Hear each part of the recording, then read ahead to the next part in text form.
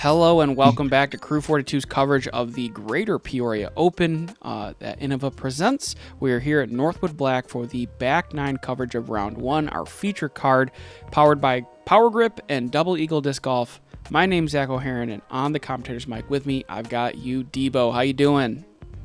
Yo, doing good. Super excited to watch this back nine. This is the hard stretch of the course. Absolutely. If you haven't already, please like the video, subscribe, hit that notification bell to get up-to-date information whenever we post new content. Quick look here at our front nine scores. You, Debo, are at even par. Fredy's at -2, who's really playing really well. Cam at +2 and Cole at +1. Everyone's still within a few strokes, but as you mentioned, the back nine is the stretch. That's the gauntlet. It's the separator between men and boys, and hole 10, 400 feet. Tell us what's going on here.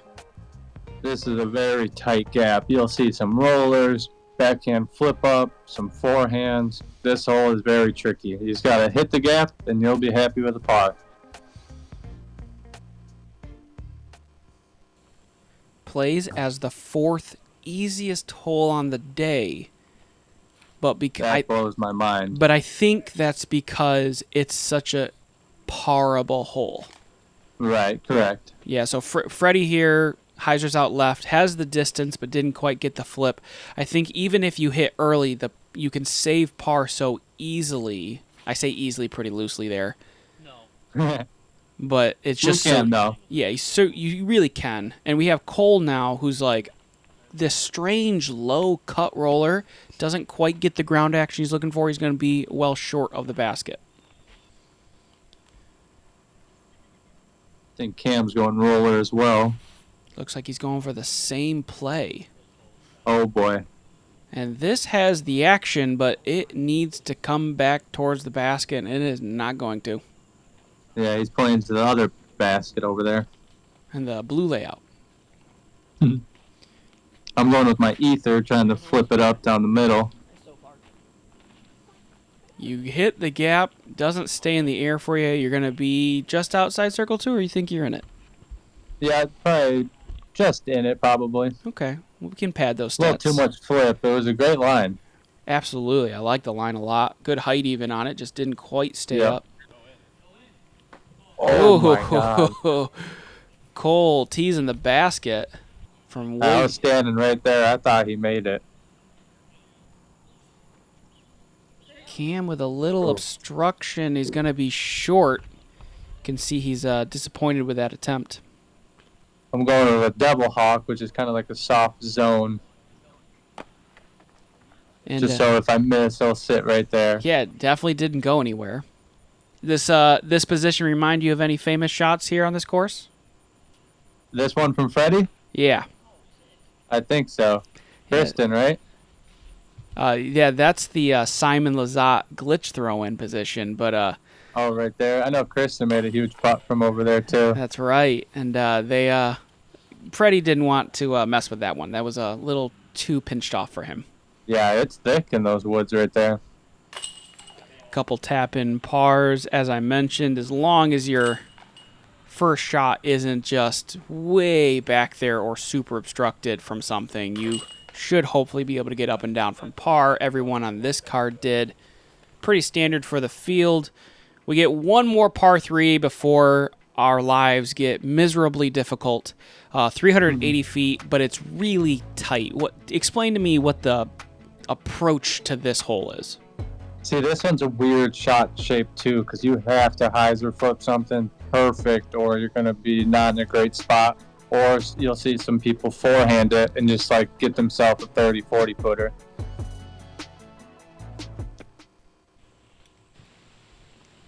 Going back to the blue disc from Fredy, this is very flippy, but this looks too low. A little low. I think that's part of the trick too. You have to commit this in the air, and any early tree kick can just be so bad. So bad. Yeah, it's a hard par 3. Oh, that was looking so good. Had a good angle on it. There's like 3 trees in the dead center of the fairway that make this hole extra difficult. He hits hits the second one. Cam, on the other hand, hits a very early tree. You can see he's visibly frustrated, just isn't executing on the holes. Because this is a cam hole. This is a... Yeah. Oh, That's no. not pretty. I was trying to get aggressive there.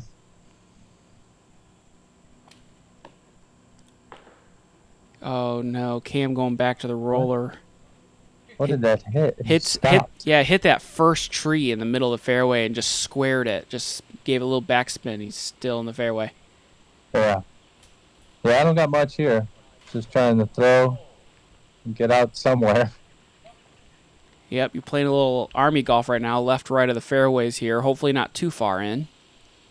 Nope. No, that one's still on the edge right there. That's okay. Great. Good upshot from Cam. Yeah, good correction.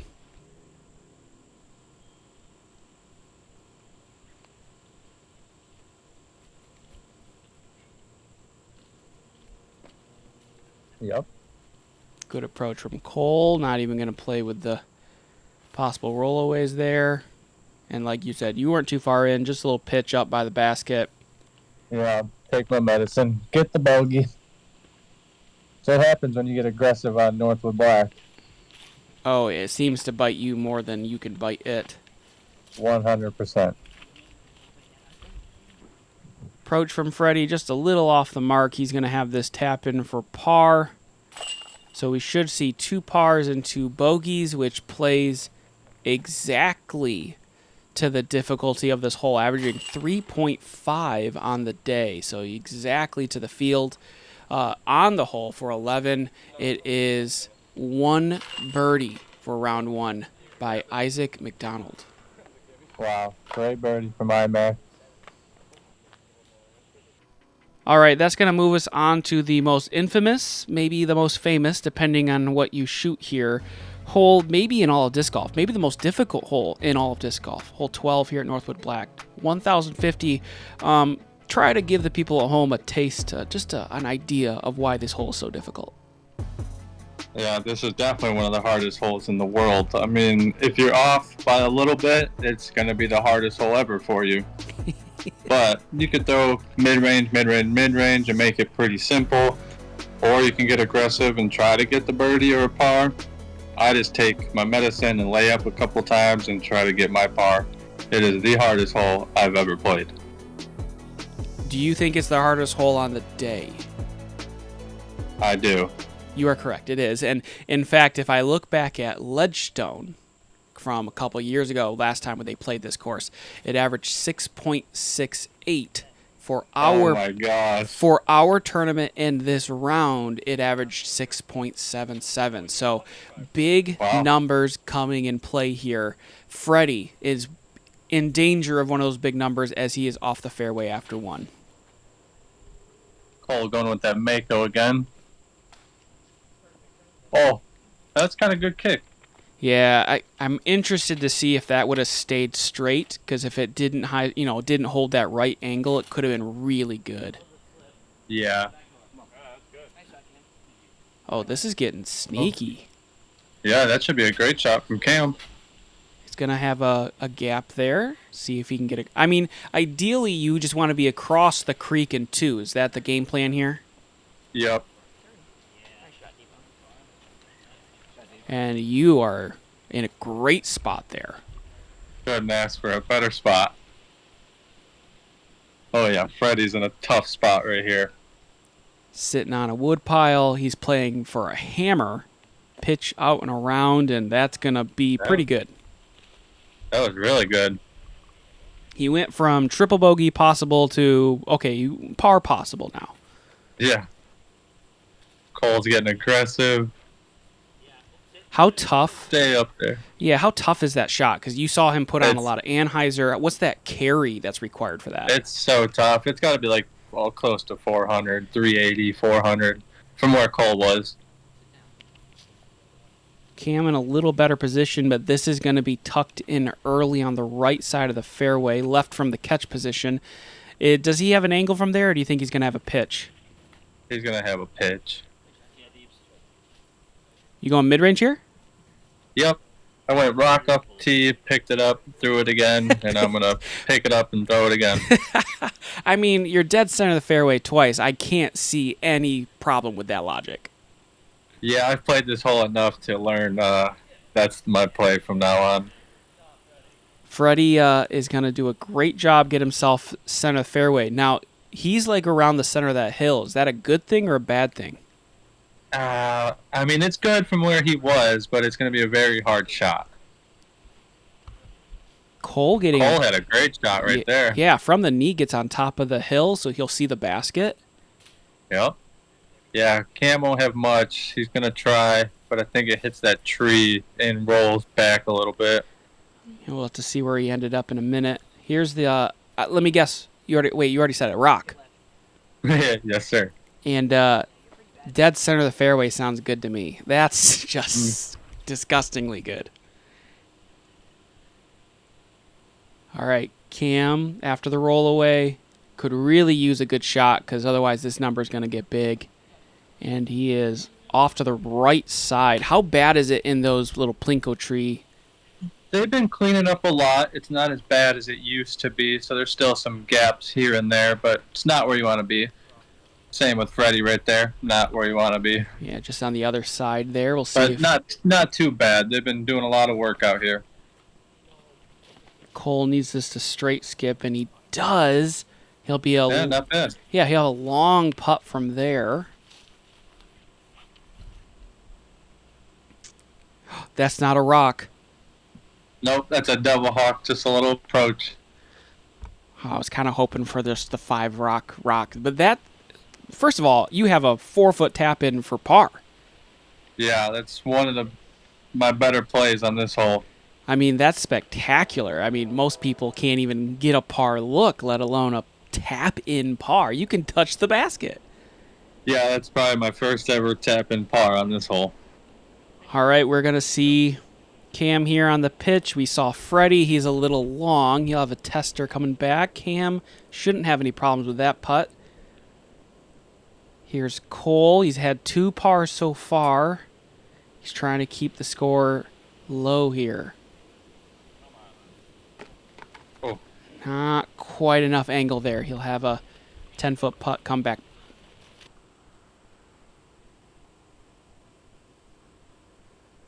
Fredy from 20 feet.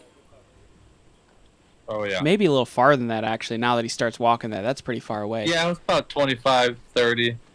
6. He's saying 6. Count it out. Which is a great 6 from where he was after his first shot. Oh, completely agree. Got a bogey, got another bogey, which it sounds bad, but like based on the average, you're actually gaining strokes on most of the field as you tap in a par. And you know what? It's a lot of times when we on the channel we look for specific shots. I don't think there's a specific shot here we need to look at for this round. I think this combination of throws from you deserves the Disc Golf Thread replay of the round right now.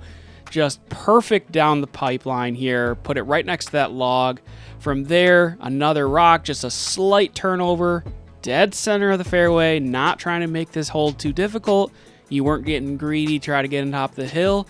Knowing your game, knowing how to score well here. And then from there, again, nice little Hauser flip up. Hugs the right side a little bit. Dead center. I mean, you are literally not a better placement that you could have had before this final little pitch up. Underneath the basket for a tap in 5. Just a spectacular combination of shots for you to take that incredible score. That was so cool. All right, hole 12 is the start. It may be the hardest hole in the tour, but it's also the beginning of this gauntlet. Hole 13, 653. Tee shot is critical here. What's required to have a birdie look here? So you kind of want to throw a driver that has like a little flip up to it and will finish left. It's such a hard shot. You got to throw it at least 450 through a tight gap. And then I don't know why I threw a mid-range today and it didn't work. Here's my thing about this. It didn't kick in the woods. Correct. That could I'll have, take that. yeah, could have been way worse. It sounds so bad to say that out loud, but that could have been disastrous even further. Fredy, Yeah, I've done that. I've done that with some drivers before. That'll kick way left, and it's just like that's why I went to the mid range. afraid of the kick. Yeah, Fredy on the other hand said, I'm not going to do that. I'm just going to put it in the perfect spot. It looks like. Oh, Cole did the same thing. Oh yeah, there's the kick we were talking about. Now, Yeah, there's a drop off. I don't think people know this. It's like a sheer drop on the right side, isn't it? yeah, it is very steep over there. Is that casual? Is it OB? Like, Pretty sure it's casual. I've never had a deal with anyone over there. I don't think Cole was down there too much. I think he stayed on the edge. okay. I remember. So I've never really had to deal with a situation over there, so I'm not 100% sure. I remember Ezra Robinson a couple years ago landed down there, and it was a debacle, to say the least. Forehand from you there gets up by the log, but not where you want to be in two throws. Yeah, not the best forehand player. Cole gets good. That was really good from where he was. Yeah, good forward progress. Probably is going to settle for the bogey from there because he just doesn't have the angle to attack the green, I don't think. Yeah, me and him both. So this is just a play for bogey, yes? Yeah. Yep.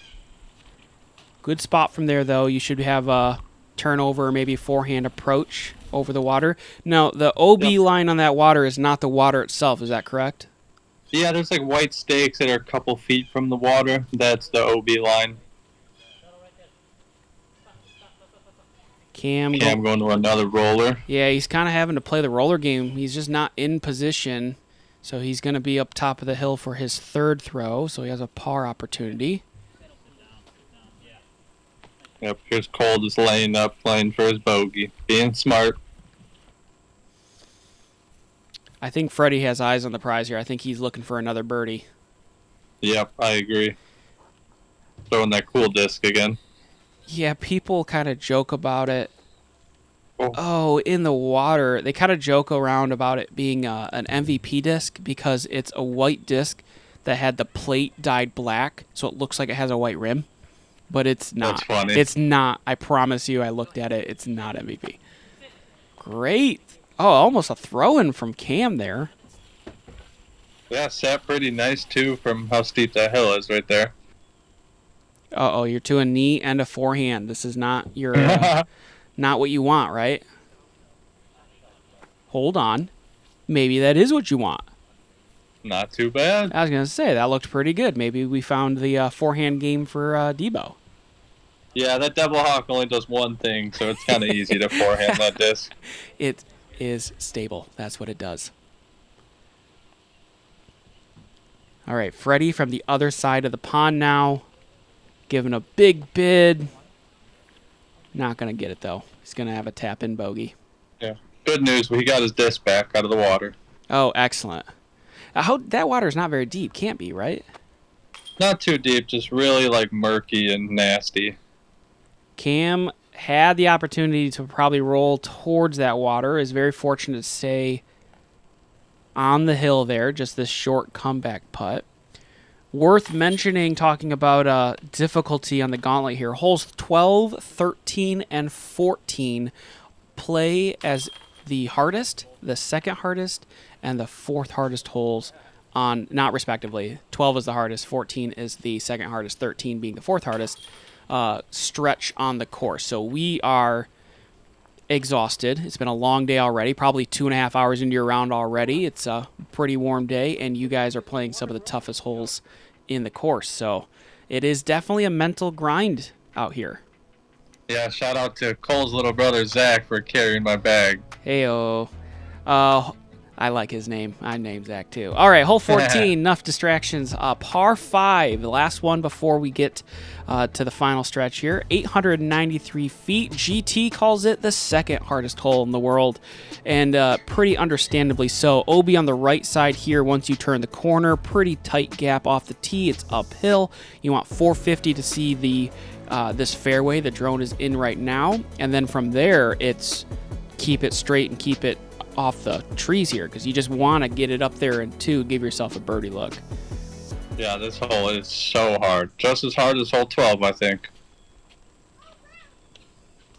Because you have to throw a driver right here that goes at least 400 feet. That is very straight. I was going to ask you that. You know, hole 12, you demonstrated. You can kind of break the hole down by just saying, I'm going to go mid-range, mid-range, mid-range approach disc. Could you do that, do you think, on this hole? If you said, I'm going to resort to trying to only take par here, do you think you could do that with going mid-range off the tee, mid-range around the corner, mid-range, and have a putt? Yeah, I think so. You could do that for par. Definitely not birdie. But yeah, I think you could do mid-range a couple times and get a nice par on it. All right. Be interested. You just want to try to get to that corner because it's still hard to par from that corner. Cole not quite on fairway. Cam gets a cut roll into the woods here, and I think this is a hole where being a little right is actually good. If you can throw that backhand driver and let it drift a little right, because I think it opens the gap a little bit more for you. For sure. Yeah, left is very hard.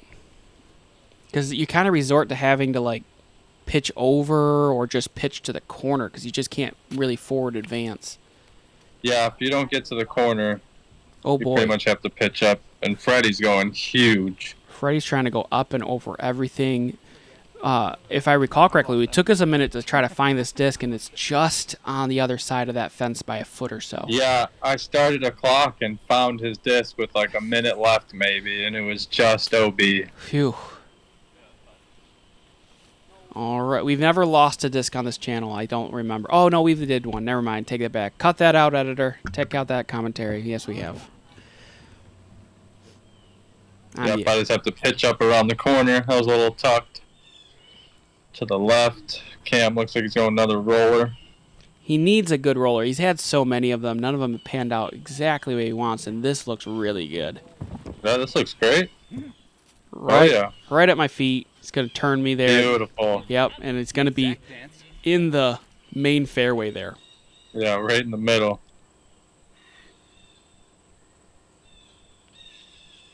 I'm just trying to get myself in that main fairway by Cam. I really like your decision-making there. You kept it to a standstill regardless of your footing, but it just allowed you to kind of use the natural curve of the fairway there to kind of advance the disc. I think you got a little extra distance than trying to get greedy and go for more power. Yeah, the run-up was not the play, I don't think. Cole, on the other hand... I didn't want to throw it too hard right into a tree. Yeah. Cole, on the other hand... Yeah, Fredy's in jail back here. Yeah. Cole's in trouble on the left. Fredy's still on the right side. He's just pitching up and over, and he's going to advance a little bit, but not very far. I can't even believe Fredy got out. I was in there helping him find the disc, and there was nothing. We've seen him, I threw that little hammer earlier. I mean, so we know he's got a little overhead game, which was helpful out here. Uh-oh. Cam is still in the shrubbery. This is one of those holes where a big number comes out of nowhere if you let it. 53% of the field taking bogey. I believe it. This hole is extremely hard. Just so everyone's aware. I think I want to make sure I say this properly. Oh, no, never mind. I won't. But yeah, just 53% bogeys on this hole is an insane stat. Yeah, that is very insane. That forehand was looking so good, and it hit the last tree. Fredy's in the same spot as me, pretty much. Yeah, just tough position there. He's going to have a long look. There's so many trees. Like, Cole doesn't even really have a gap right here. I mean, he does, but... It's more of a gap and a prayer. Whoa, big flare. What a cool skip. That was a good skip, I think. Got him a little closer than I think a regular skip would have. I know what this disc is called that he's throwing. What's it called? I think it's called the Horny Toad. Oh, my goodness. Yep. It's that MVP-looking one because you could see the top plates dyed black. He showed me the name on it, and we were laughing about it. Too funny. Here you are, Circle's Edge? Yeah, I think this is my birdie putt. Oh, my. Just a touch low. Looks like Cole gets a little bit better positioning just in front of those branches you had to putt under. And Great putt. gets the bogey save. That's huge for him. Yeah, that might have been my par putt. It's hard to keep track of all the numbers on this hole. On a hole where you collectively see 26 shots, it's hard to remember how many of them are yours. Cam, I mean, considering where he has been, a bogey there is fine. We see Fredy with the big number in the triple bogey, and that all of a sudden makes things a little more interesting as you and Fredy are now tied through 14 holes. Yeah, I looked at scores right around here, and I was really surprised. Hole 15 is could be a separator for you two. 650 foot, OB on the left, staked with line. The right side I don't think has any OB, but you don't want to be in it. I think a perfect drive gets right past that little drainage spot if you can get past it, or just in front of it too. Either one is fine, and then I think you have a pretty open forehand approach from that position. Yeah, you want to throw a mid-range flip up, fairway flip up, or you'll see people go to a stable forehand just so they're not in that OB. It's so funny to me. So I am a videographer number one. I can't play on tour because I would shoot plus 17, as you might have seen in the practice video at a course like this. But when you say mid-range, how far are you trying to get down the fairway with a mid-range here? I do a rock right there, probably 330-ish. Okay. Cole going forehand. Is that a popular play here? Yeah, it is. It definitely is. Does it take the birdie out of play? If you throw a good forehand, it can land right next to my mid-range shot, or even farther in the middle. Let's see if Cam can do it. I know he likes to flip it up. This needs to come back. Yep. It is. That's amazing right there. Yep. Good spot from him. That's what most people are trying to do with the forehand, is get right there.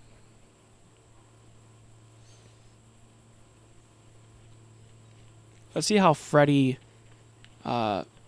handles after a big number like that. And this is out of bounds. This is not going to be in bounds. No, that's a big cliff right there, too. How hard is it going to save par from there? Can he even? Yeah, he can do it. It's going to be a little tricky, but he can definitely do it. It's pretty much just like my shot right here, but mine's I'm throwing 2 and he's going to be throwing 3. Pretty overstable, put on Hauser, let it come back. A little uphill too, right? Yep, a little uphill. Definitely a tricky shot. Yeah, see, we're very similar. He's got his yellow disc. This looks so good. This looks great. No. It is great. That is part. That's how you're going to tap in par with an OB stroke. Here's Cam. This needs to miss. Oh. It's... sit down. Okay. Not that bad of a kick. Yeah, so the OB stretches all the way around and then behind the basket, if I'm not mistaken, correct? Yeah, it sure does. Here's Cole being smart again, just doing a little jump putt to the middle. I think you're right. I think it's very impressive to see Cole make, veteran decisions of understanding when being super aggressive can be advantageous and knowing when it's not. Yeah, and he's so young. It's just impressive that he does those things. How old is he? He's 16. I feel so old. You shouldn't... never mind. I take that question back. I didn't want to know that. I think this is for his par save. No doubter. Makes it look easy. Yeah, he's so good at putting. This is for my birdie. Absolutely, and that's a stroke on Fredy. Feels good, I bet. Only birdie. It does. Only birdie so far on the card on the back 9. Oh, take it back. Cam wanted to match you. And Cam threw 2 really good forehands right there. Yeah, and this kind of ends the gauntlet. I think 15's kind of it's pretty difficult, but very manageable. Really, I think 16, 17 are birdie holes for you guys, and then 18 is the problematic final hole. But we have to hit these first two. 16, very similar to hole 8 earlier in the front 9, 330 feet. Instead of hitting the wall at the end, you actually want to just get over the wall here. It's a barrier to the green. If you sail it, there's some trouble. Is the creek on the left going to be casual today? Yep, casual. I still wouldn't go in it if I were you. And there's the worst shot of my life. Of your whole life? No. Okay. But it felt like it. I was because the camera was there. Is that how that feeling happens? Yeah, pretty much. Cam is throwing this one way too low. It's going to be by the bridge. We'll see what he has from there. Question, I guess. Yeah, question for people at home here. So let's say he's in the water. He wants to take casual relief. Could he take that up on top of the ground by the bridge so he can be more level with the basket? If he's like right under the bridge, yeah. I believe so. Yeah, just directly backwards. Could he take it up on the flatter ground?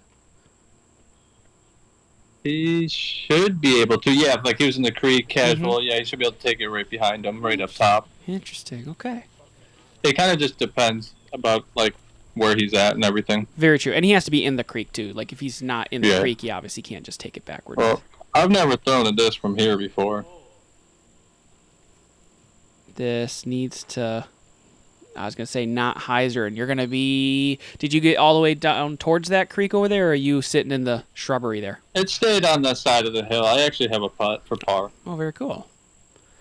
Which was very shocking. I thought it was in the middle of the creek. Wow, Fredy. He throws that disc a lot, and he throws it really well, especially on his approach shots. Yeah, that was a great shot.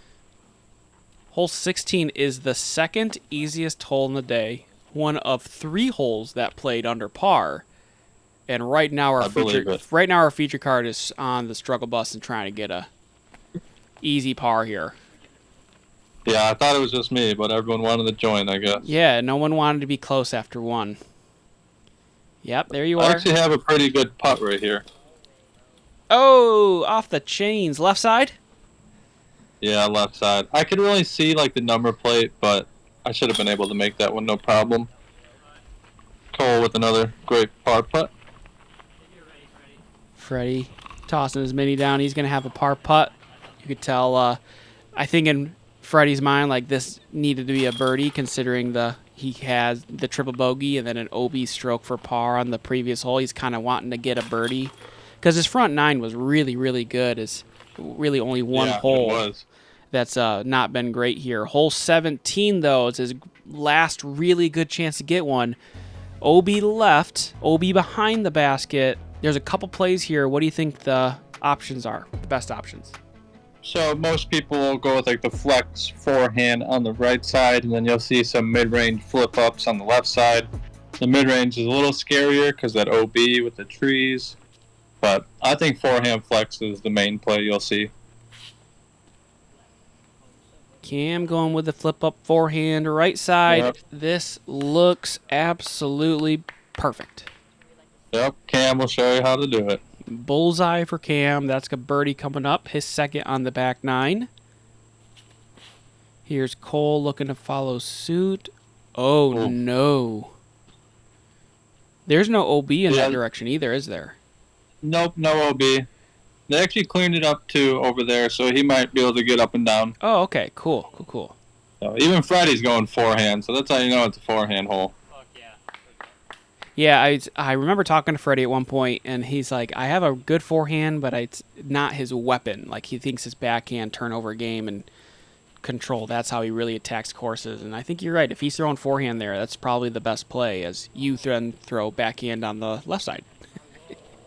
Yeah, it was looking good. Just hit that last tree. Probably 80 feet or so from there.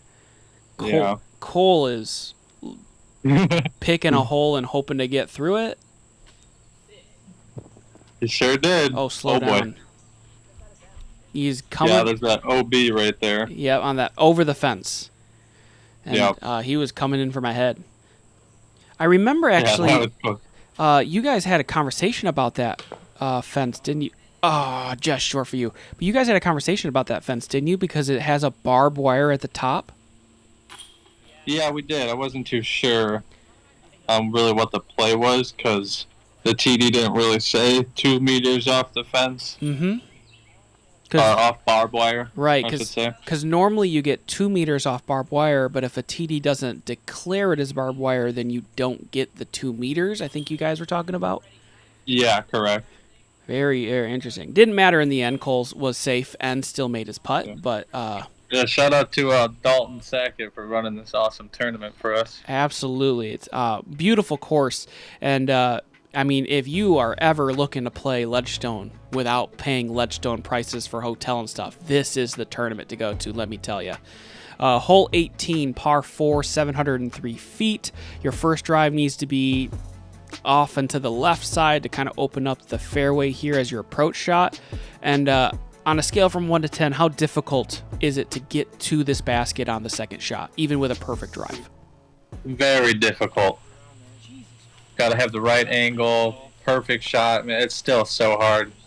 Thanks for coming out. And 4.5 hours later, we are getting the knucks in, and I think you all are happy in some way, shape, or form to get off this course.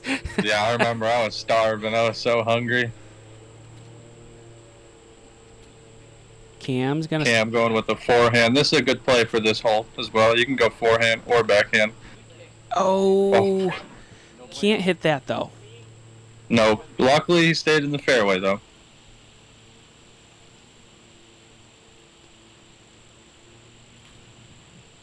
Fredy going backhand. He's calling for it to get left. He's so smooth. I love watching him play. Is that far enough left? Yeah, he could.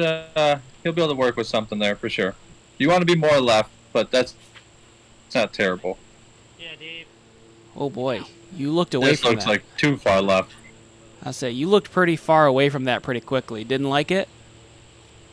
Yeah, but I think it ended up being okay, which was surprising. It looked like it was really far left. This looks a little too. This looks great. Oh, is there a gap on the inside? Yeah, there is gaps over there. I thought that was going to stable up a lot more. I think we got Cam throwing from back there. Correct. Here he comes. Yeah, I mean, he pretty much just has to pitch up. It's not much you can do from back there. Oh yeah, there you are. Not in anything, but probably not the best angle. Not too bad. Have to throw another forehand. This will be a fun question. How many forehands? Great forehand. What are you talking about? I know. When you come to this course and you're game planning yourself, how many holes in your head or how many shots in your head are you thinking are going to be forehands? I try to make it 0, but I know there's going to be at least 10. Wow, that's such a big number. I know. For you to say... Just because, like, how hard it is. I know I'm going to be scrambling. Every shot's not going to be perfect. Wow, I mean, I've game planned course. I think everyone has where they're like, yeah, I want to do 3 forehands, but I might throw 5. You're saying plus 10. Yeah, well, maybe 1 at least on hole 5, and that's like really the only one I can think of. Oh, okay. That's So 1 to 10. I think that just speaks to the difficulty of the course of being like, hey, my game plan is to do none of this, but I might have to do 10 of those. Right, like I'm sure Fredy's the same way. I'm sure he wasn't planning on throwing all those forehands. Yeah, and he's thrown a lot in this round. Yeah, I feel like I have as well. Hey, speaking of forehands. Here's another one. You've thrown this really well today. Yeah, I do that because the hole kind of slopes to the left. So if you throw like a backhand, you can leave yourself with like 30 feet from there. Very true. So last hole, I just wanted to put it close and get done. I think everyone wanted to be done. It's been a long first day. And we only have... Yeah, good thing it was in the morning and we had all day to relax. I was going to say, I think that was a great upshot from Cam in that position. That was super good. One of our saving graces, because we started in the morning, the first 9 holes wasn't that warm. Now things are a little toasty. Yep, heating up. Yeah, a couple of my shots were grip locked. Oh my God, Fredy. Fredy. So close from the knee. That would have been a great way to end it. All right. Cole, not able to get the par there, is going to walk away with a bogey. Puts him at +6 now for the overall round. Fredy with the par. He's going to finish at +2. This is a par for you at +3. And Cam is giving a big wave to the crowd. And Cam, my buddy Ryan Stilson was over there. Cam's going to follow suit.